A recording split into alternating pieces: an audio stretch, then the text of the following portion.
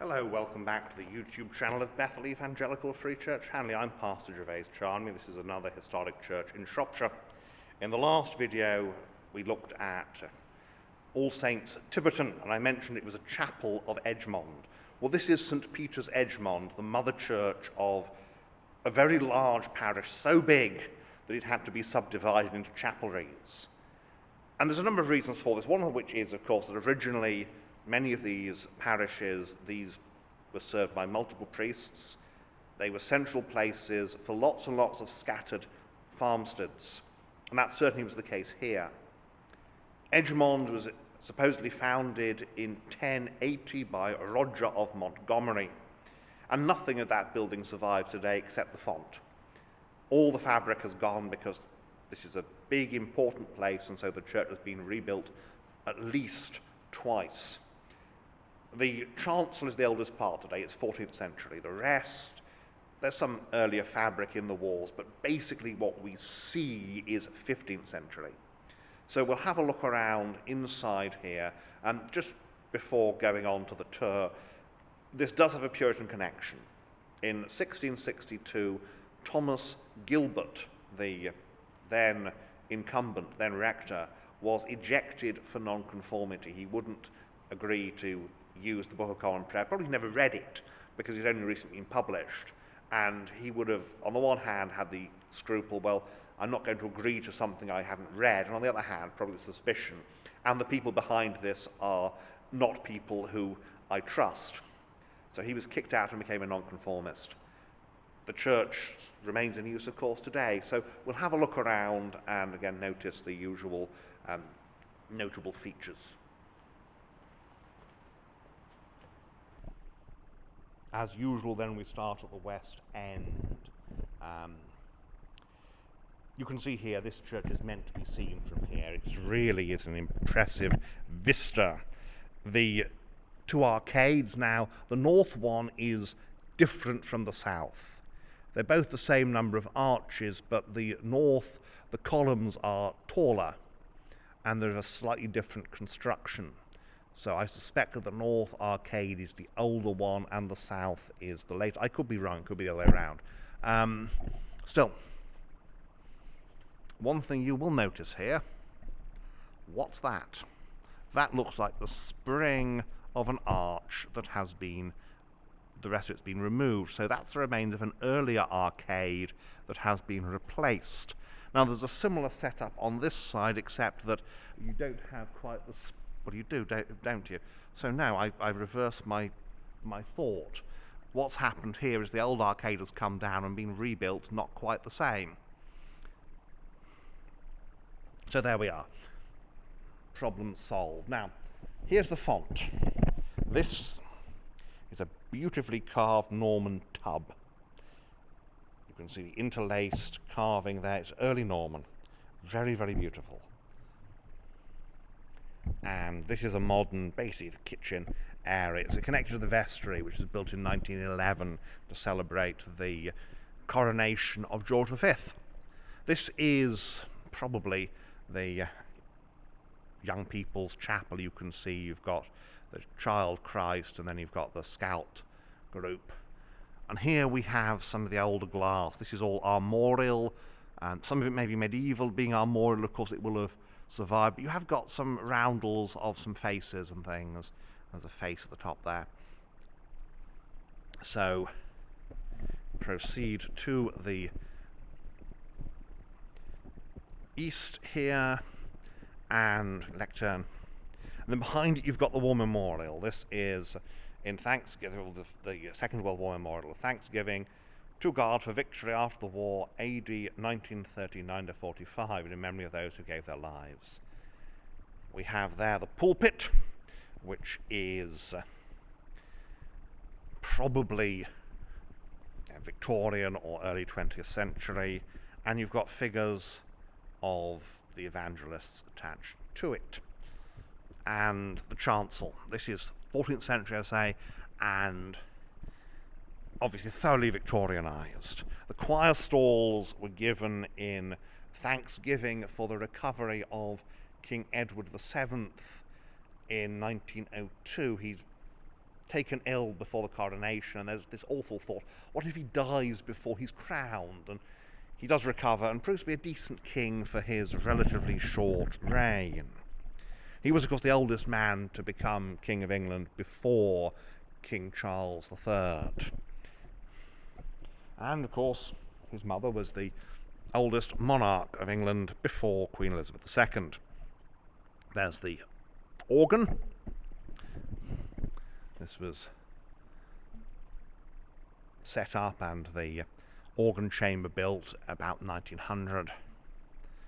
The altar, of course, is very Victorian. You can see that nice altar frontal, and behind we've got this great big stone reredos with the crucifixion in the centre, and St. Peter and St. Paul either side, and then the east window is by Kemp, and it is the Annunciation, and of course the middle part is hidden. There's some other stained glass as well, but this is what's important, really.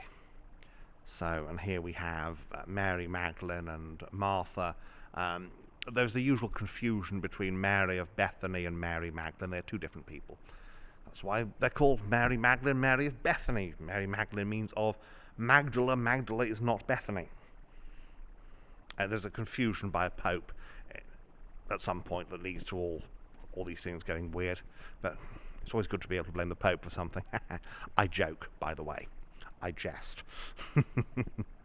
These nice big 15th century windows. Of course, originally they would have had stained glass in, but the glass now in there is Victorian. This is the Lady Chapel, and here we have the Mothers' Union banner, often found in Lady Chapels, and we've got this reredos that is a copy of an Italian piece. So that, I think, let's pan around here, is most of the inside. So next we shall go outside. And so here we are outside Edgmond. I know I'm in the shadow, but it doesn't matter. What matters is that the church is not. You can see here this beautiful, rather spiky, this of course is the main front. This is the south front. It's emphasizing its importance. It's projecting this confident image. And so this is, and then the tower, of course, this too is 15th century. It's very typical of the period, very typical of the area, made of this lovely local red sandstone. So we'll look around the outside and again see what we can see. And so here we have the exterior. Again, you can see the contrast between the chancel here with its steeply pitched roof and the nave with its almost flat roof. And this is very typical of the 15th century, and that is typical of the 14th century. The thing was, of course, that the nave and chancel were the responsibility of different people, and the parish looked after the nave and the rector the chancel. And the rector, being a clergyman, probably had less money actually, certainly than the lord of the manor, who would have been let's say this enormous grand building. You can see you've got these pinnacles and gargoyles. It's very, very impressive. The north side is slightly less so, because if the north side is less important, people don't look there so much. It's not the side that is intended to, it's certainly not the side you go in at. So here we have the Mulhills. Here we have the east end, and you can see this lovely stone there, the low side window, and these rather nice memorials. The church is off to one end of the village, but then I suspect that the village has changed in terms of its layout since the church was first established here, which was, after all, in about 1080. So a lot of things have changed since about 1080.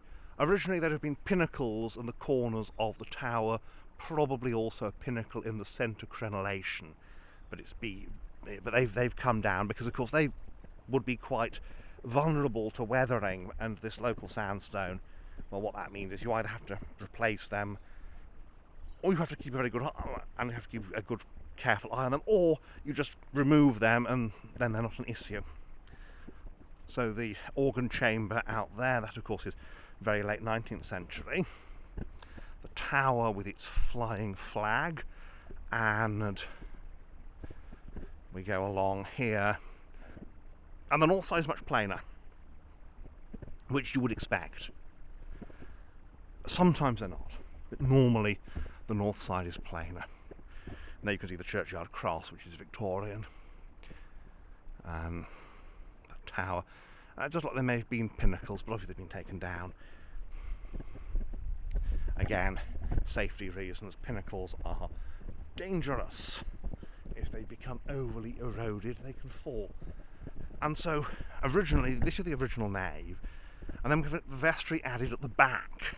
That's why there's no vestry sticking off the chancel, because there's a vestry here that's built in 1911 in celebration of the coronation of King George V. And it has a nice little, this is a grotesque, not a gargoyle, because the gargoyle vomits water, and that's not a water spout. And then up here we have these two carved heads.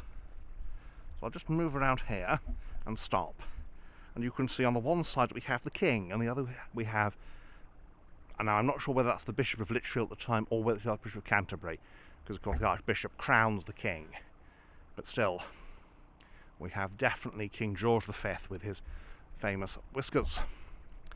And here is the Great West window. It's a typical building for the time and place, really. And around here we have the porch, and you can see up there there's a face and a gargoyle. That is a gargoyle because it vomits water.